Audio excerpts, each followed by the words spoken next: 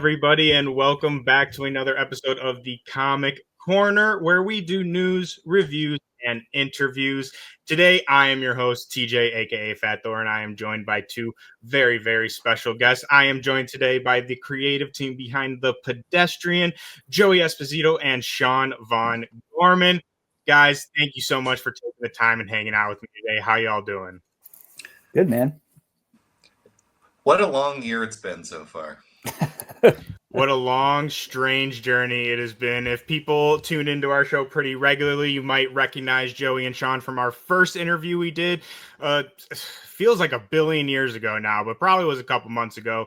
So if you all want to go check that out in our library. You can hear all about Joey and Sean's origin story, how the Pedestrian came to be, Sean escaping straight jackets and comic book shops. There's a bunch of fun stuff in there. But today, let's get right into the business. Pedestrian. I've said this many, many times on this show, both in our interview, in our weekly shows. The Pedestrian was by far my favorite book of 2024. And for anybody out there who may not know what I'm talking about, Pedestrian follows a mysterious hero in a city who is just trying to do good things. He's a guy, helps you across the street, helps you find your wallet, but underneath all that, there is a much, much larger world that he must step up to protect. So, guys, my first question for you, again, it's been a long road since we got here. First arc is done. So I just want to ask, how does it feel not only having Pedestrian out into the world, but having readers have experienced the first arc of this story? Joey, I'll throw it off to you first. I think the word that comes to mind is validating for me. Especially because, as we talked about the last time we were here, this was like kind of a long journey. We started this at the end of 2019 and worked on it through COVID and went through a lot of rejections and decided just to move forward and do what we wanted to do. And just to see that rewarded with readers really enjoying it and telling us that they like it and coming to us at shows and just like being really enthusiastic about it. It's been awesome. And it literally feels great because the trade printed really well and the cover stock is excellent. So emotionally and physically, A+. Yeah, I would say vindicating as well. History has proven us right. We knew we were right, and here we are today, and meeting everybody who it's connected with, and it's still connecting with people now that the trade's out. It's still something that people are stumbling on and going, what is this? And then picking it up and then going, this is my favorite thing. And having it in different mediums and bookshops and seeing it on Global Comics where people can access it easier. I think we're almost at like 40,000 views on Global Comics of just people, Magma being supportive, Global Comics being supportive, all the shops being supportive, all the readers not shutting up about this and pushing this on their friends, buying multiple copies, giving it to other people. And all that kind of culminated at New York Comic Con last year. We had done Baltimore, and that was pretty hectic of people knowing who we were and either having books and getting books. And then New York Comic Con was just insane. We didn't have any slow times at the table. People were always coming by. Sometimes we had a line. Joey pointed out that there was there was a couple of people like walking by of like the friend going, no, I have to tell you about this book. Like, the friend like looking like, what? Like, no, no, you really got to check this out. And then walking off and just seeing that type of reaction of, you sometimes think you're screaming into the void about the stuff you're doing, and there are people who are connecting with it, maybe not engaging with it at a level that you may not expect at the time, but people paying attention and caring and sending that energy back has been very, very rewarding and very humbling. I mean, I can only imagine. We talked last time really this idea just kind of came to you while you were looking at a walk sign, and going from that moment, and then now you're at New York Comic Con with people dressing up like the Pedestrian. Shout out friend of the show, Tony Nacho. But it's just, I like, as a fan who discovered Pedestrian, just not knowing anything about it, I also feel a little sense of that vindication, because I'm just like, I told you guys this book is so, excuse me, I'm going to use our F-bomb for the episode, so fucking good, man. Like, it's so good. And to see the response to it again, from when we did our first interview, so, long ago, it's just so awesome. And I told you guys before that was going to be a freaking hit, and I'm not going to say that I can see the future or anything, but seems like I was kind of on point with that. And I also wanted to just say really quickly, shout out to our friends over at Magma Comics for that awesome trade. Everyone make sure to go pick up that trade. But I got a couple questions for y'all. We left off on our last conversation. I think it was issue 2, I think, was out at that point. So 3 and 4 we didn't really get, and also we purposely kind of kept things under wraps with like the kind of bigger elements of the world, but it's all out to the people now, so we can get into the nitty gritty. And I feel like some of these questions you won't be able to answer because of part 2, but I gotta ask anyway. So my first question for you is the red right hand and the clutch. So in the big fight between the Pedestrian and our stop sign villains, the main kind of villain monster guy says to the kid that he's been touched by the red right hand, and that other people can't see him unless they've been touched by it. And then he also refers to the Pedestrian as being a servant of the clutch. So can either of you guys expand a little bit, or maybe add a little bit of context to what these things may be and what role they could play in part 2? Sure. Yeah, I mean, we presented this initially as a very almost deceptively simple story, where we think, oh, this guy just walking around and this is gonna be a fun comedy book, but then we had these really serious undertones of, we kind of asked the questions of, not only are there forces in the world trying to ruin our day, but they have physical form and there's a reason for it. So there's a very dense mythology in this world. There's almost, I would say, it goes so far as a creation myth of this universe. There are forces that we don't understand that have existed for a long time that are being used and abused to kind of shape the world around them at the detriment of this town, maybe even the world. That's a great answer. Yeah, I mean, I'm hesitant. I'm also hesitant to go too deep into it, but I think it is that, we throughout this series we call him the Clutch Commander, who, we're going full spoilers, so we see that that's sort of a projection of this character, Uncle Joe DiGeronimo, who is the CEO of Pizza Sun, which is sort of threaded throughout the series. So it's just sort of like that's the kind of tangible earthly incarnation of this evil incarnate, as of course an evil corporation, because corporations are terrible and should be dismantled at every possible turn. Yes. Say a little louder, Joey. Yeah. So, so this is sort of like the ethereal version of that. But what I love about that moment that you're referencing is that I think up to that point, we don't really know if he is sort of like because we see him attached to James previously, and we don't totally know if he's physically present and that other characters can see him. There's the scene in Pizza Sun in issue 2, and Randy doesn't seem to notice him. And then we get this explanation in 4 that it's only because, one of the kids has been touched that he is rendered sort of real. And then we get to see the reflection. There's the great panel that Sean drew of Sid being dragged around by the Clutch Commander, but reflected in the goggles of the Pedestrian, and we don't see the character. So it's, we want it to be this thing that feels present in everyday life and maybe is impacting people, but they don't necessarily see it unless they look.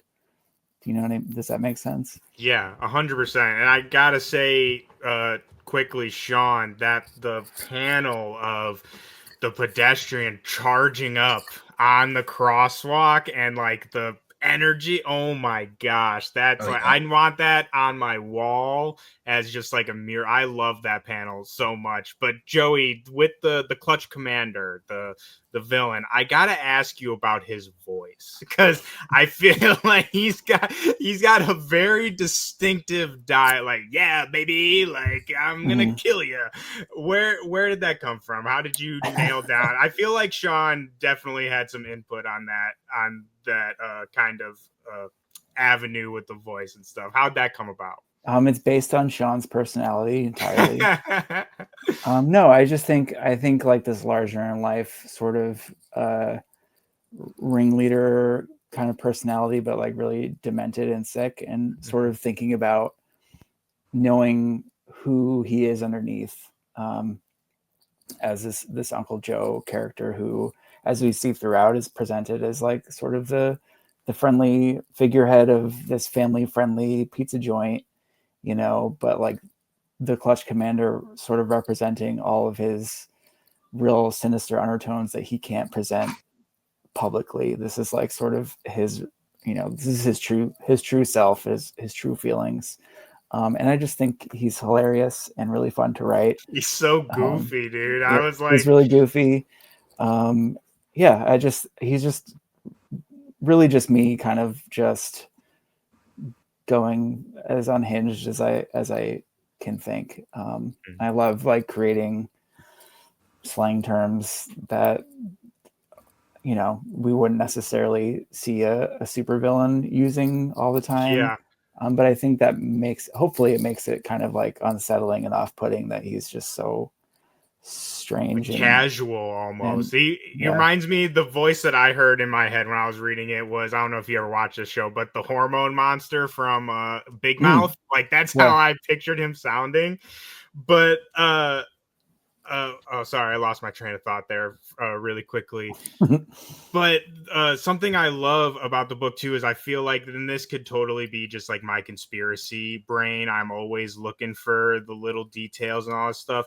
But I noticed, I feel like I could just be looking into this, but I feel like there's a meaning behind this. So the term, you use this a lot in your marketing as well for the book, but the phrase of you always look both ways. Mm-hmm. And in the end of the book, when they go into this kind of the pedestrian void, if you would call it, they see someone trapped behind something, whatever you would call that. And the one character of the guard says, remember, you always have to look both ways. And again, I feel like there's a double meaning behind that. And again, I'm sure that that's something that we can't fully go into, but I just wanted to ask you guys, like, what does that mean to you? Sean, I'll throw it off to you first. I think it really, I think it says a lot to, the blending into the marketing that we've developed. I'm a firm believer in everything involved in the art should reflect the art. So things that we write, you probably, look both ways before crossing the street, but also look both ways to see maybe both perspectives of an argument. That's the root of empathy. And this is a very empathetic character. So I think that stems from that. And also touching on the Uncle Joe character, we've been working on this for so long, and ideas we've had in this have existed for, up to maybe 5 years at this point, where we thought it'd be really funny if, what if Papa John was evil? And then it might not be a what if. And during the course of this, okay, now it's like maybe our character is like a slightly more evil version of Papa John. And even we knew where we were going to end it off for a while, but I didn't actually get to drawing that till, maybe like a month before the election. And like, we finally got the letters and the colors all together, like a week before the election, and having that moment of, oh no, this is not the world we thought it was. Mm. And we're in really deep, like long lasting trouble. It kind of came out like maybe like how'd that work out? Did the fourth one come out like right before the election or like right after No, the 4 election? came out in December. It was after that, but it was done before that, and we were just like, man, this sucks, kind of. It was a conversation where after the election we were like, oh no, this is gonna hit way differently than we were expecting to Yeah. see. Yeah, but also like I think that maybe it was inevitable. You know what I mean? Like looking back, it was like, of course, this is where we ended up, because there's no one really like pointing the way that we should be walking in. You know, and as far as like looking both ways in that moment specifically, I think it's also kind of an element of looking at the bigger picture. Like the things that you've seen may be troubling, but what's the bigger picture that it is feeding into, you know? And so, like Sean said, looking at both perspectives and looking at the bigger picture. And I think that's an interesting element, because I also don't know that that's always necessarily the right way either. You know, is the big picture always worth the short-term sacrifices? And I don't know. And I don't think that we're interested so much in answering that question as much as like exploring the potential pitfalls of either side of it. Yeah, really just kind of proposing that question for Right. us to ponder. Yeah. And I really think that's a major reason why this book resonates so much. This is something we talked about in our first interview, and I think goes along with what you're saying, is that the pedestrian is kind of the hero you need him to be. Like we talked to Sean, you talk about how you purposely kind of designed him as this kind of white silhouette so you can project what you kind of want or need from this hero for yourself.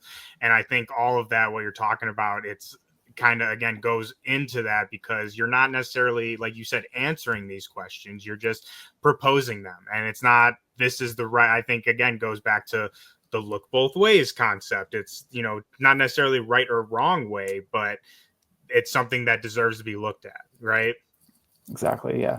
Absolutely. And looking at the pedestrian, you know, he is a character who is nonverbal, who can only be judged by his actions, whereas the seemingly opposition of the clutch commander is only talking. Pretty much a lot of him, he's talking in your ear, and he frankly won't shut up.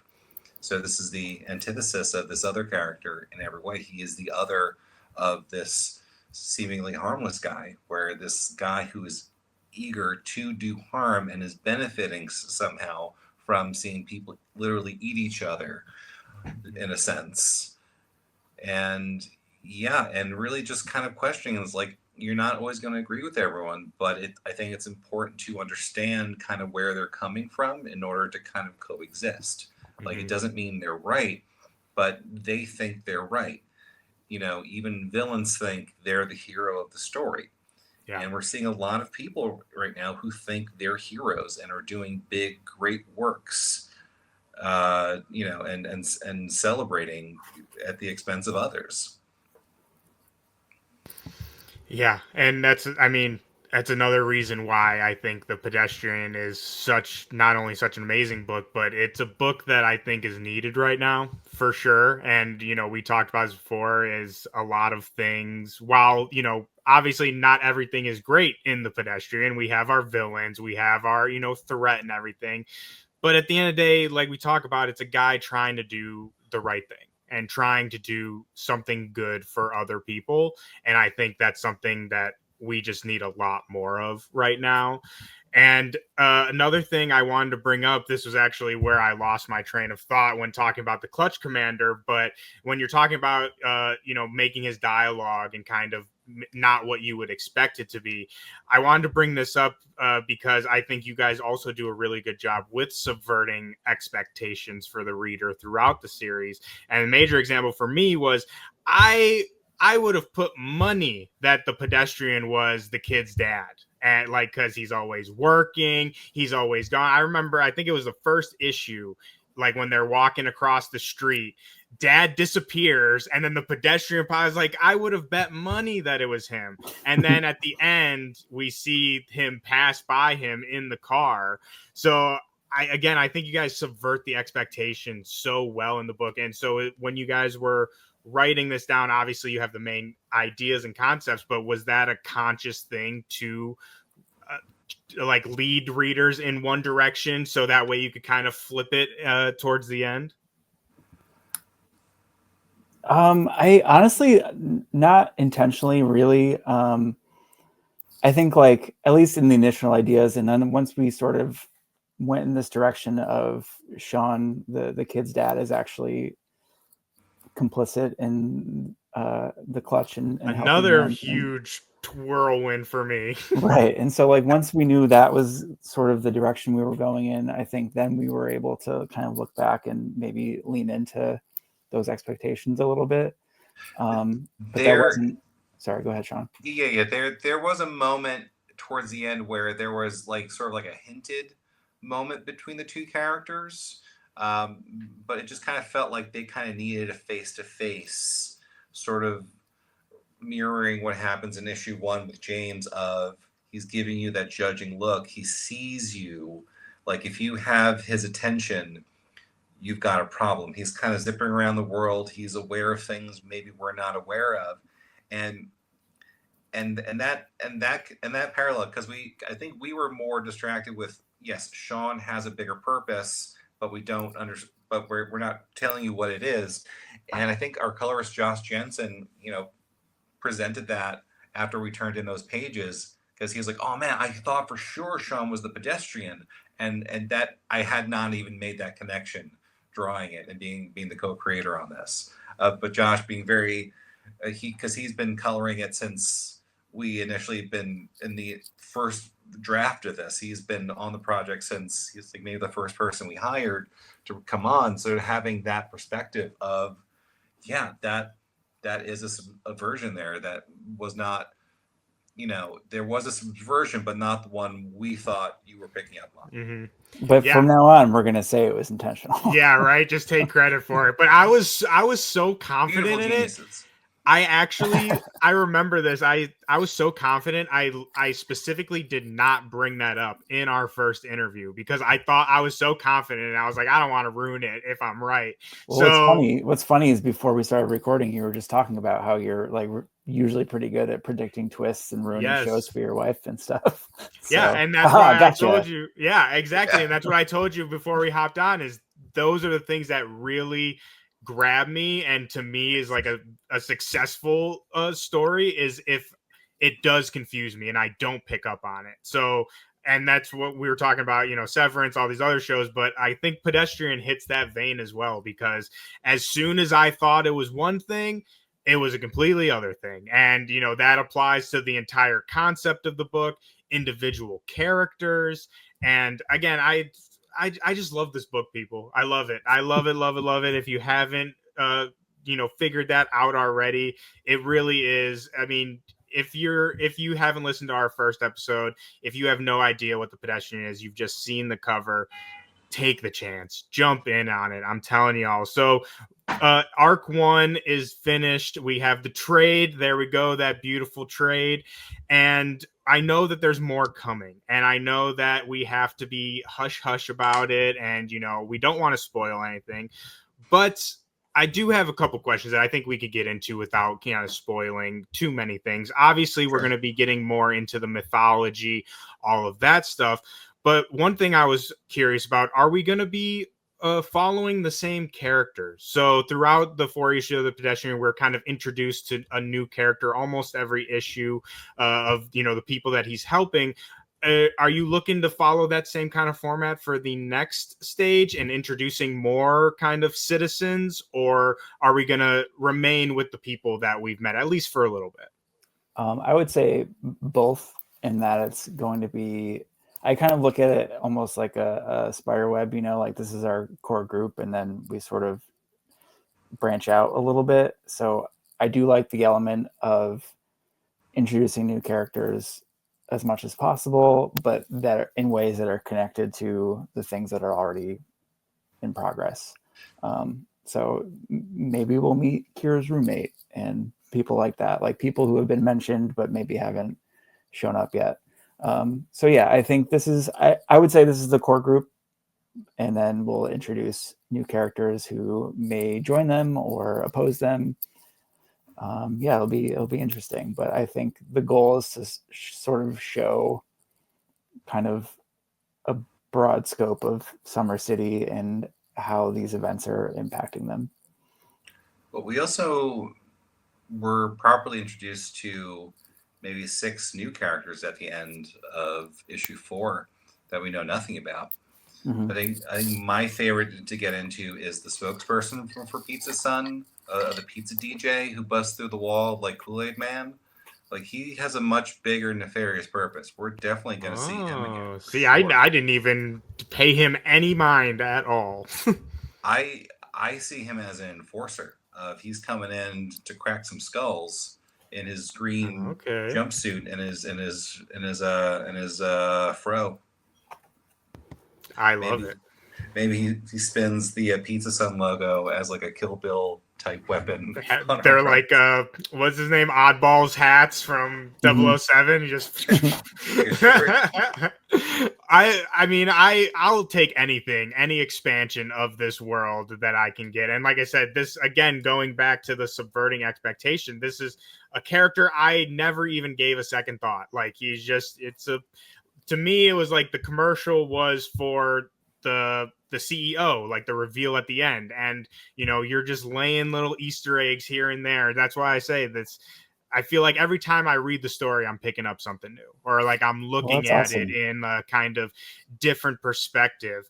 And this might be spoiler talk, so maybe not have an answer for this one yet, but it's alluded to in the end of issue 4 that the Pedestrian, like the hero of the Pedestrian, isn't just the guy, the Pedestrian. Like, the Pedestrian could potentially be in other people, like almost be like a, what's the word I'm looking for? Like possessed, like it possesses a vessel to, do its good deeds or whatever. Mm-hmm. So that's making me think, we talk a lot about Summer City and how these are all problems focused in Summer City, but it seems like that concept can apply anywhere, not just Summer City. So is that is that something that we can talk about at all, or is that let's put a lid on that till next one? I would say that's interesting. Okay. That's enough. That's enough for me. There is an origin that we've worked out. We've been trying to figure out. We were trying to get it worked into the first volume. I think we originally wrote it as 6 issues, and then we got 4 issues. So we'd had our friend Dean Haspiel on board to do sort of like a disco-esque short that would just be like, this is the origin of this guy. This guy is a blank slate. There's a reason for that blank slate, and there's reasons why we're getting this character who's presented in this way that we think are organic and work into this. But there's something for sure bigger here. There's something for sure cosmic. It's by no means over. No one is really safe.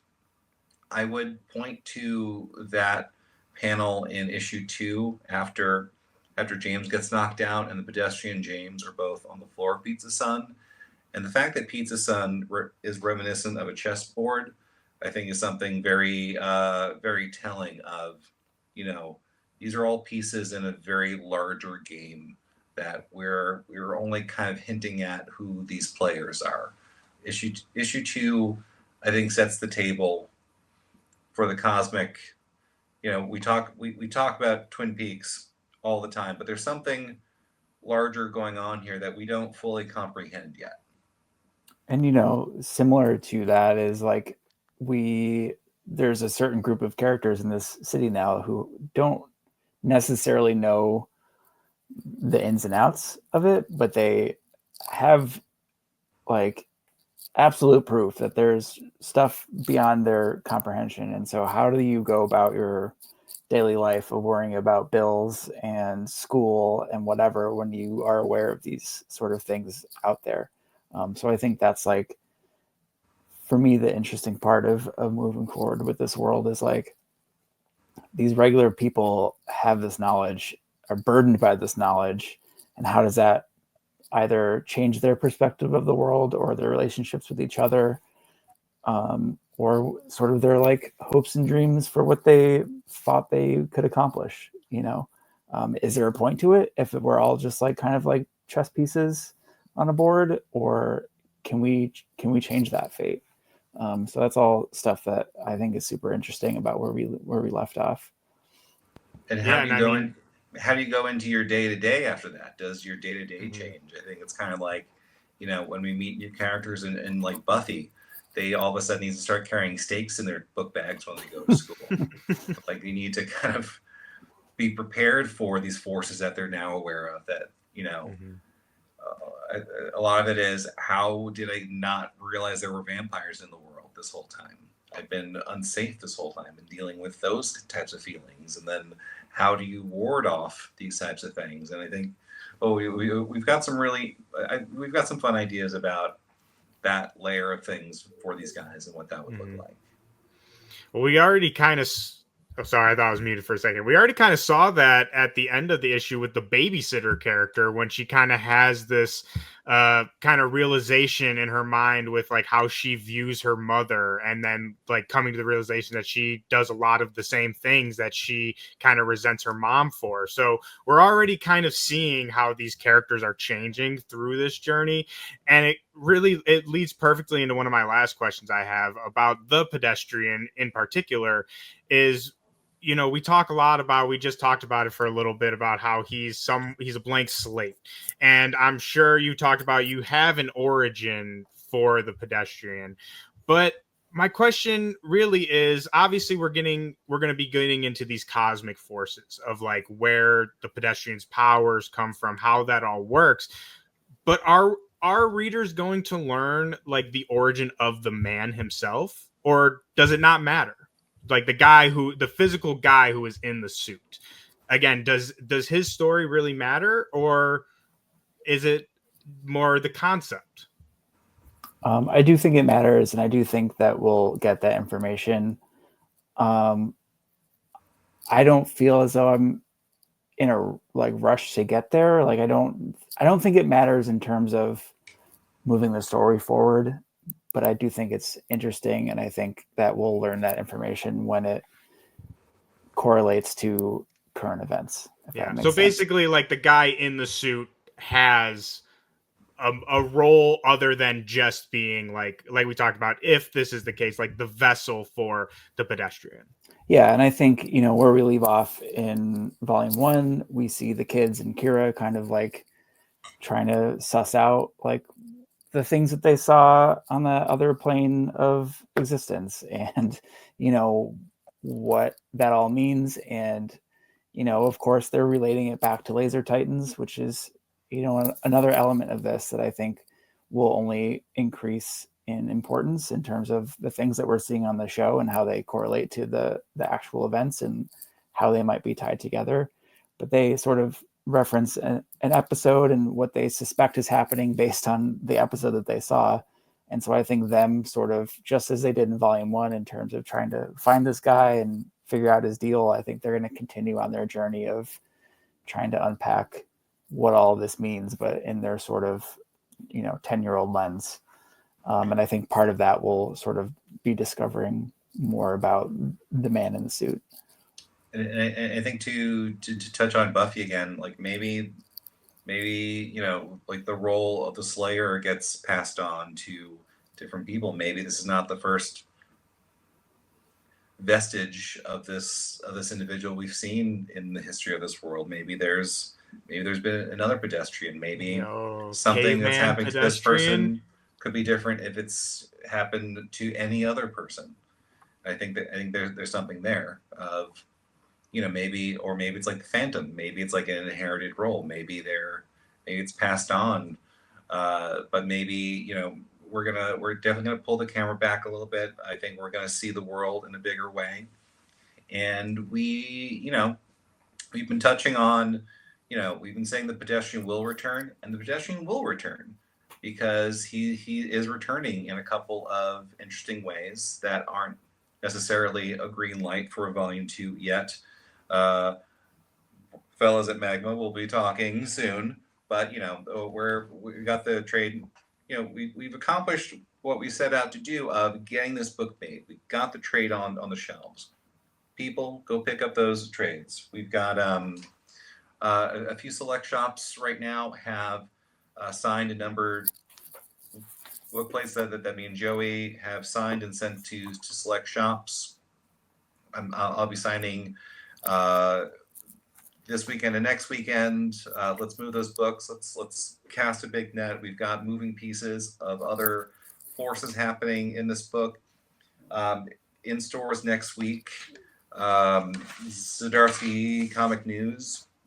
There's going to be a brand new Pedestrian short that is also doubles as an ad for Volume 1. And there is a brand new story that is finished, and the art is done, and the letters are done.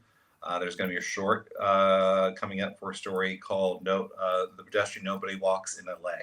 That'll be coming out later this year through another publisher for a special project that we thought worked for that project. So the Pedestrian has returned and will return and will re-return in the near future. Oh, he for sure will. Too, the returning.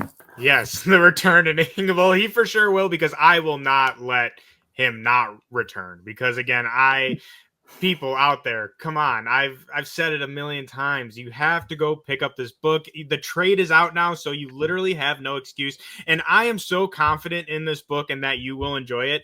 If you can't find it, or for whatever reason, you can find it online, Global Comics, anywhere. Reach out to me. I will find you a copy. I will send you a copy. Like, that's how much I love this book, and I truly believe that you'll love it. What, Sean's got something cooking over there. Hold on. I've just become aware of a tangent in the background where it kind of looks like I'm holding the axe that's over to your right now. Oh, there we go. See? This is what I mean. It's perfect. Nerd. See, that's the thumbnail right there. That's crazy how it line up perfectly. But yes, please, like I said, reach out to me at _Fat Thor. I will get you this book somehow, some way. And I cannot wait for the Pedestrian to return. Magma, I'll give him a call myself. And I wish I could be just a fly on the wall while you guys are like, coming up with all of this, lore. And it just sounds so great. And I'm so excited to get into it. But before we get out of here, again, I'll say it one more time, go pick up the Pedestrian, pick up the trade. But before we get out of here, I know you guys are both working on some new projects, so we have to talk about that just very quickly before we get out of here. Sean, I'm going to start with you because you are doing, I don't know how much of this has been announced. I just kind of saw it very briefly on your Twitter account. Mm-hmm. But one of my other favorite people besides you guys, looks like you are going to be working with Czarface, Esso from Czarface. And anybody who out there who may not know, Czarface is a rap group composed of Esso, producer 7L, and Inspector Deck from Wu-Tang Clan. They have some comics. Together they come to form the supervillain Czarface. And I am a huge fan of Czarface. I got a whole little collection of stuff. So when I saw that you were working with them on something, my mind just exploded. So what can you tell us about this? What is this project? Is there anything you could tell us about it? Yeah, I think there hasn't been a formal announcement, but it's being solicited for the book market. So there's something out there. We're doing, Esso is writing a story loosely inspired by the life of the legendary rapper Kool Keith. And I'm doing the art for that. So it's sort of a multiverse story where Kool Keith, comes across all of his various, his various personas and creations over the course of his career. Czarface does make a pretty big appearance, and that's going to be, and it ties in a little bit to Stress Eater as well, that happened kind of after the fact, where I was still working on the book, and then Stress Eater came out, and then Esso sent me a really long voice memo of like, "Hey man, I just want to reach out to you, just humbly. I figured this is the best way, but we realized we just put this album out, and we realized Stress Eater is not in the book.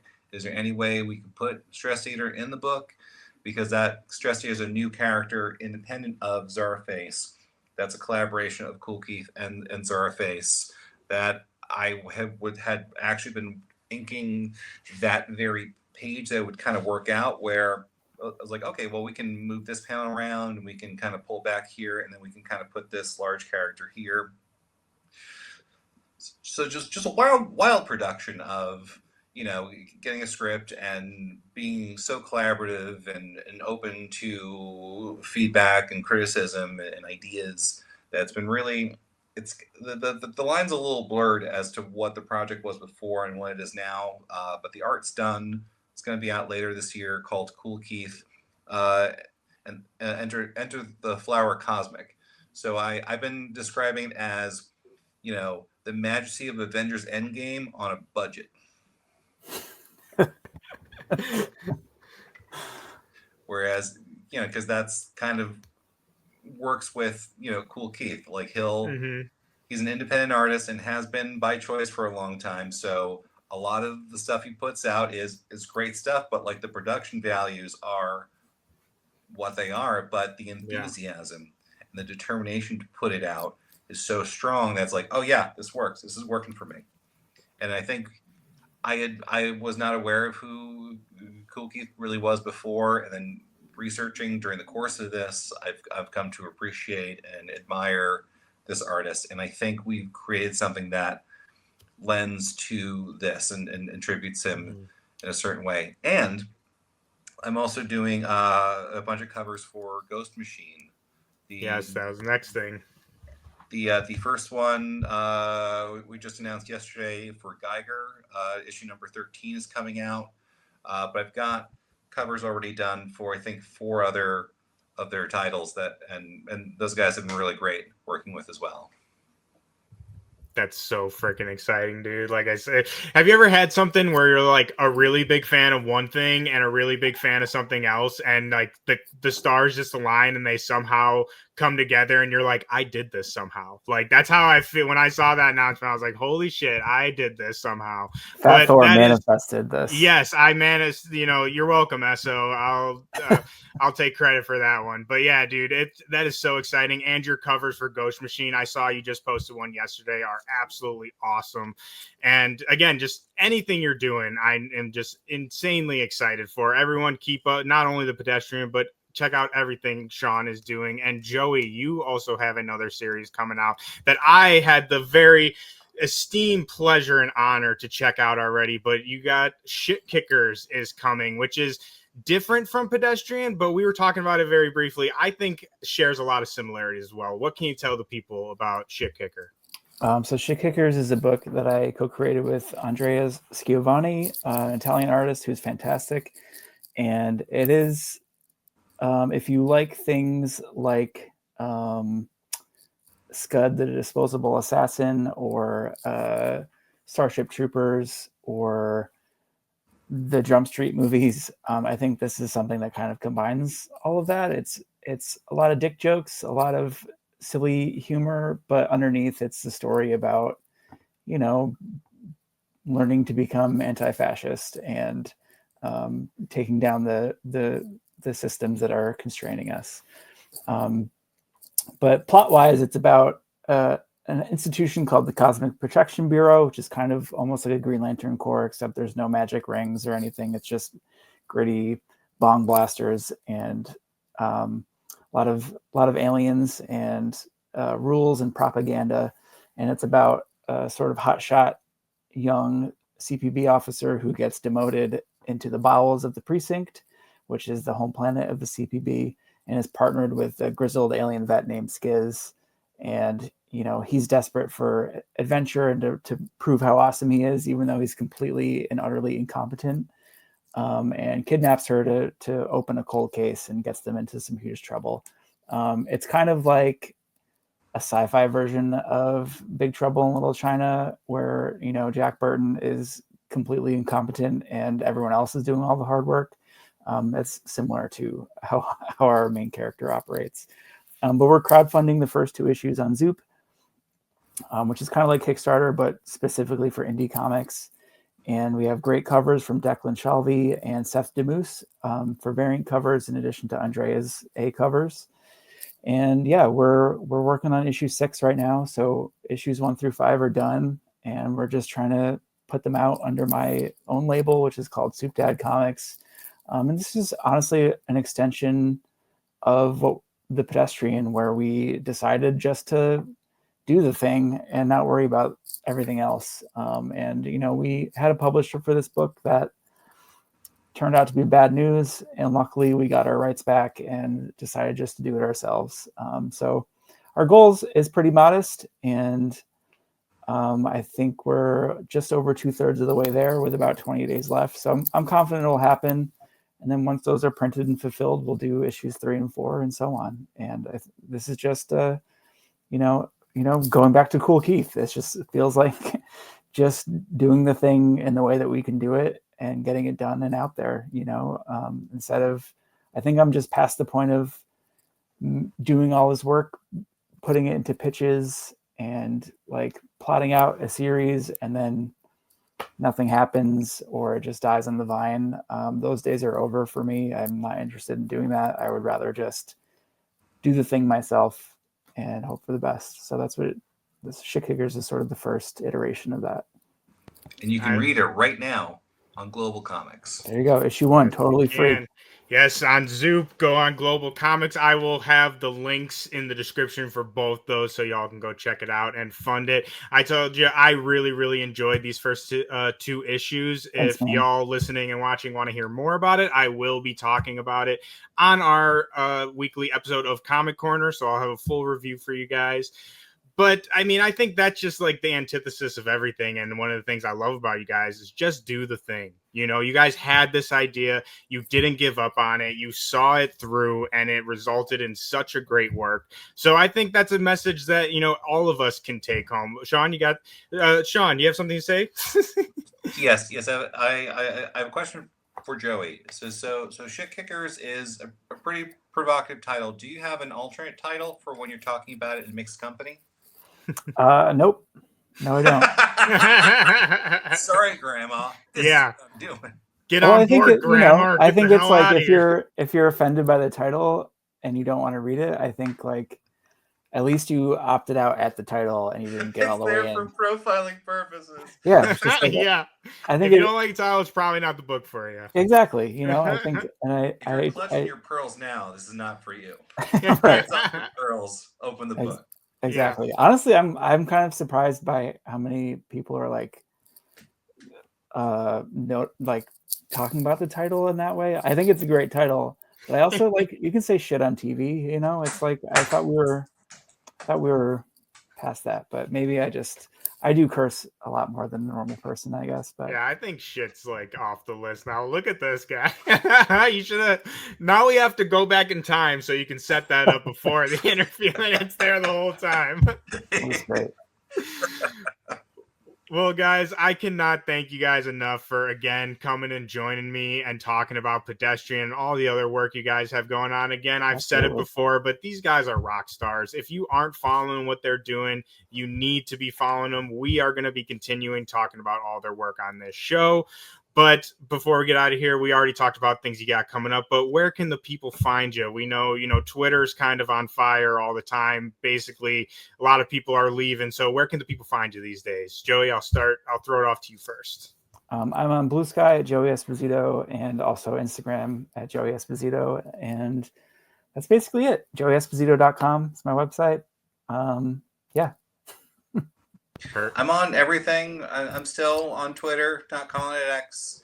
I kind of feel like I've been doing a reread of like Hellboy and BPRD, and it's been making me feel a lot better about the world, because things are getting pretty bad towards the end of the Hellboy run, where like the world is literally going to shit, and that's kind of making things okay in context where there's not literal monsters eating up cities.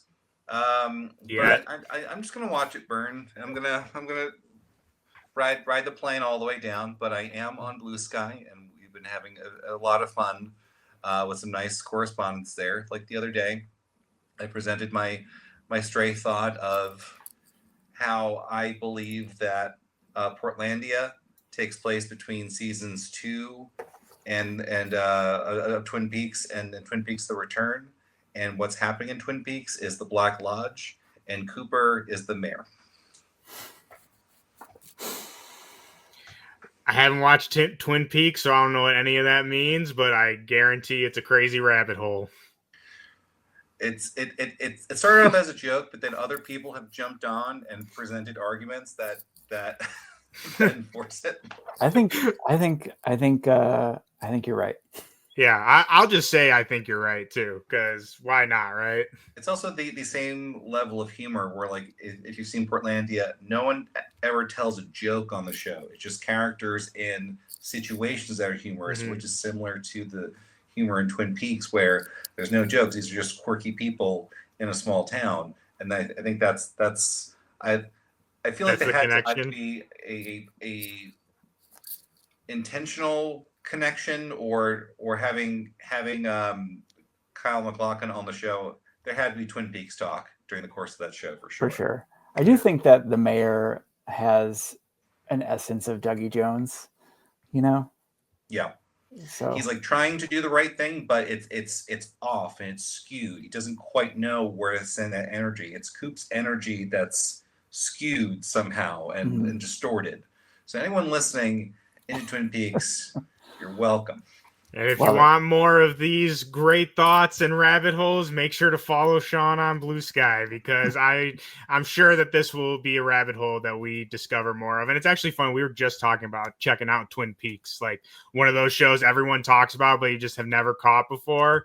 Yeah. So I'll add that to my list next to The Diplomat, something me and Joey were talking about. Yeah. But again, guys, thank you. I mean, we're gonna have to reconvene in a little bit once Shit Kickers gets going off, the Czarface stuff drops, and when The Pedestrian makes its inevitable return. But until then, everyone listening and watching, don't forget to always look both ways, because justice always has the right of way. And if you guys enjoyed this video, please consider giving us a like and subscribe. We have a show every Thursday talking about all of our favorite books of the week, reviews and news. We also have shows for Invincible, Severance, pretty much any show that's on TV. We have a show for it. You can also follow us on pretty much any social at Agents of Fandom, Agents of Fandom on TikTok and Twitter. And thanks all for joining us. We will see y'all next time. If you've listened this far, don't just consider the like and subscribe. You're invested. Just do it. Yeah, exactly. Sean, thank you so much. Listen to Sean Von Gorman on all things, and I think that's a perfect way to end this interview. Thank you, guys.